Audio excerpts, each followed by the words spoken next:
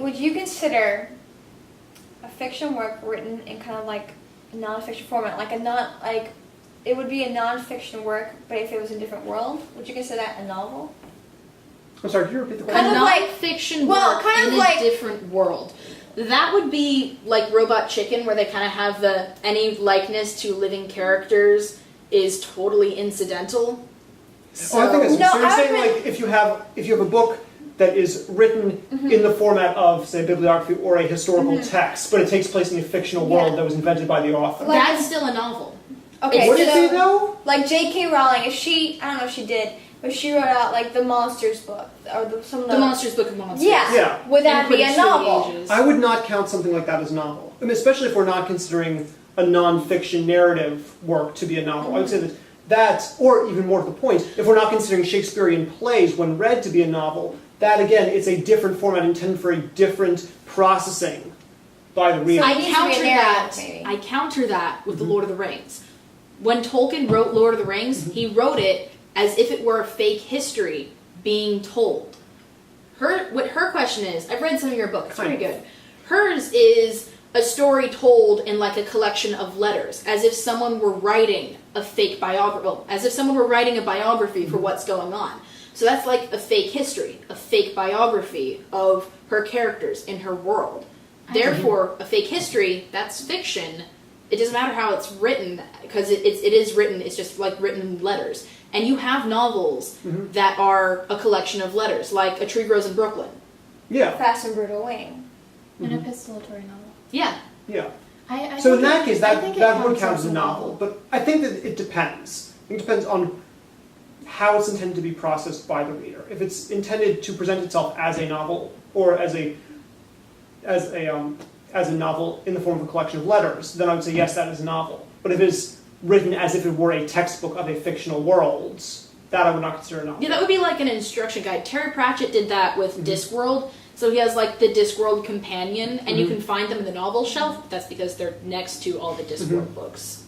I wouldn't consider this a novel, American Indian Myths and Legends. Yeah, this is like a collection of, I don't know, if you have a mythology, would the Bible be considered a novel? Like if you have a religious thing or mythology that's like a collection, like the Bible or, something like this, because this is crazy long. Yes, but how connected are those myths and legends to each other? Is it like Aesop's Fables, where each story can at least be read on its own?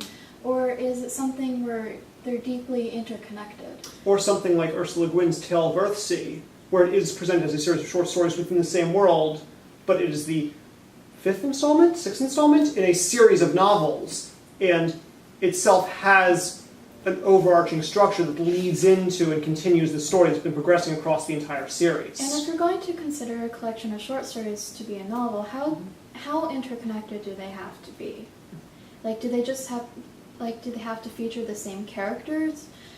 Do the plot lines have to kind of intersect once in a while? It's a good question. Well, the way that it's broken up, it's just broken up into parts. And I think it's broken up into which archetype the story is addressing. I can't pronounce these words because I don't speak Cherokee. But you have like the hero, the trickster archetype, like Mother Corn. Well, then it's further split up into what looks to be different stories. Yeah, and each individual story has its own thing. So they can be read alone by themselves. However, to get a full understanding of what the characters are, because there are reoccurring characters in here, even if it's just Coyote or Raven, to get a full understanding of what exactly that character is, you have to read all of them. It's kind of like reading Anansi stories. Anansi is the mythological spider trickster god from the Caribbean, and when you read his stories, you can read them each alone, but in some stories, Anansi is kind of a jerk, and in other stories, Anansi got all the stories from the gods and then gave them to humanity through a series of convoluted circumstances. So you learn more about a character as you read about them. That's not intentional for the creation of the myths, though. Each myth was just kind of someone saying, I like this character, I'm going to tell a story about it. So I guess the question would be, if you have a collection of short stories that were all written by other people but are about, the same character, even if the character doesn't remember what happened in all those other stories, so they're all standalone, the intention was for them to be read separately, but if they're read together, would it be considered a novel? I wouldn't. I would call it a collection of short stories. Again, I think it comes down to how are they intended to be perceived and processed by the reader. Were they intended to be able to be separated, or was intended to be a single work? So I think you could have a novel that is composed of a collection of short stories, assuming there is an overarching narrative that connects all the stories, and they are, even if some of them could be read out of context, they are first and foremost intended to be read as a single unit and interpreted as a single unit in a novel format. So maybe you wouldn't consider Land of the Long Wings. It's just one book. It's a series of short stories. None of them connect whatsoever. But would you consider? If they don't connect at all, I just say it's a collection of short stories. Yeah. Which is fine. I like short stories. Yeah, short stories are great. So before we move forward, I have a question. okay. Have any of you ever read Terry Pratchett? I've read him a lot. Yes. Yes. Okay. I've been So recommended to you so many times. read it, Jesse. Gosh, dang it.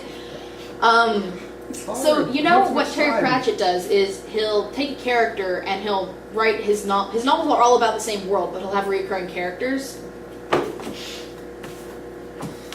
So, could you argue that the entirety of the Discworld series is just one big novel that's broken up into chapters of books?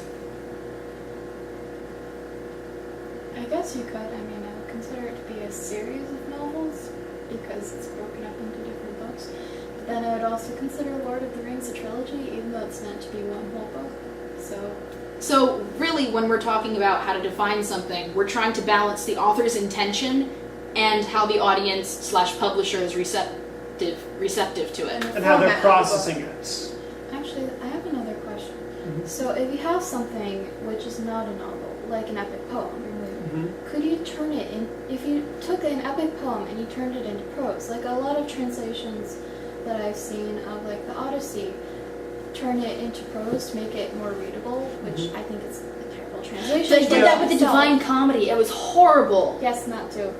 But if you take the Odyssey and you turn it into prose when you translate it, are you making it into a novel, or is it still in some sense an epic poem? No. Again, I would say no. It's the same issue as the Shakespeare. I feel like it's just badly translating it. Yeah, it's a different way of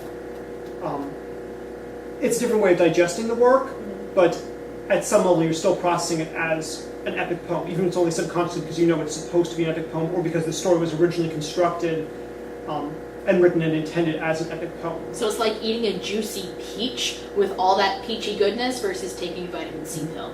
Now, to expand on that, I think you could take the story of something like the Odyssey and rewrite it as a novel. So it's because the Odyssey is public domain. Well, yes. I'm sure somebody's and also, done that at least twice. Yes. It was called Ulysses, I think. Because you can translate a story By James across Joyce. formats. Not Ulysses, the Ulysses. Yes. But like when they make graphic novels versions of movies, or And Alice in Wonderland. That's been done a lot. or video game adaptations. speaking of graphic novels, Bree. What up? I think you've been wanting to discuss this topic for a while now. Before we move forward though into graphic novels, because I'm a big comic book fan / graphic novel fan, why don't we just sit down and what's the actual definition of a novel, and just say it out loud. I think so far we've had... It needs to be of a certain length. So it's a longer work. Dependent on the author's intention of whether they want it to be read as a novel or as something else. But also dependent on the publisher's / audience's reception of it. Usually in prose format, but if the audience receives it as a novel and the author intended it as a novel, it can use other styles of writing and other structural elements to organize the writing. Like a script or letters or so on. Exactly. As long as it's intended to be perceived and digested as a novel. Okay, so length, perception, Fictional. fiction. Length perception and Sorry, fiction. Usually fiction. Usually. Well, no. Fiction. Anything else we discussed? It was I other thought Kara biography. said usually fiction at one point. Considering this is going on YouTube, for those of you who actually were willing to watch this video for She the entire says length, fiction. No, she says usually fiction. He says completely fiction. We have division say among completely our fiction. ranks. I think you switch. Yeah. Oh, wait. Usually fiction, completely fiction. Let us know what you think. Put in the comments below. Yes. Both Okay. the sides. And stay tuned for the epic sword battle, which will follow. Which may end badly.